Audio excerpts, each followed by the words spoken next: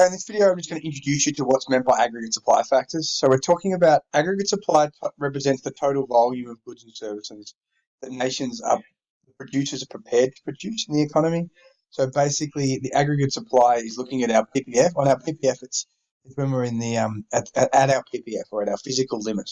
If there's an increase in the volume of resources or improved efficiency, that leads to improved or favourable supply side conditions. So in order for a country to grow in the long term, it has to boost its aggregate supply and boost its supply potential. So aggregate supply side factors are basically factors that improve either the quality or quantity of our resources. They make businesses more willing to supply goods and services.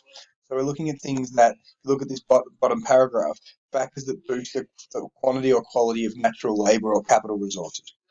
They increase the incentive or the ability for producers to produce goods and services. Sometimes they're favourable, which means that we'll have an increase in aggregate supply shifting to the right, or they can be less favourable, which reduces the nation's productive capacity. So again, when we're looking at aggregate supply factors, we're looking at factors that shift the PPF to the right or boost a nation's productive capacity, so that the new production possibility frontier occurs at a larger volume of goods and services, and they can produce more in the economy. So examples of things boosting our productive capacity can be things like immigration, natural births, anything that boosts participation, education and training, technological advancements, all things that increase our ability to produce goods and services. Okay.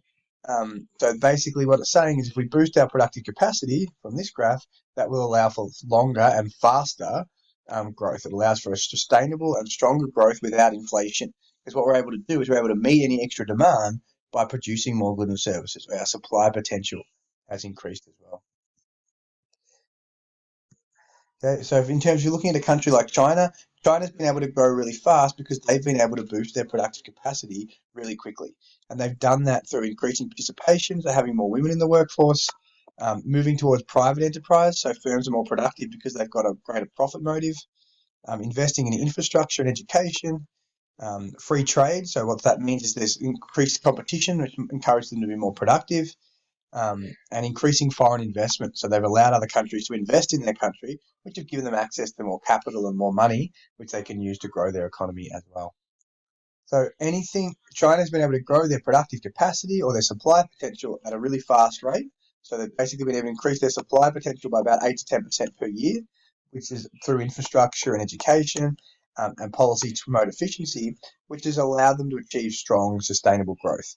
Australia, on the other hand, we can only grow at around 3% because there's limits on our productive capacity. We can only grow our supply potential by about 3% per year, so we're only able to grow at about 3%, whereas China can grow at 8 to 10%.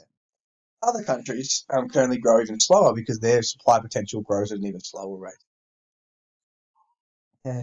So when we're looking at supply side factors, there's just a whole range of things you could talk about. So anything that lowers firms' cost of production, anything that increases access to resources, whether labour or capital, can also be included as well.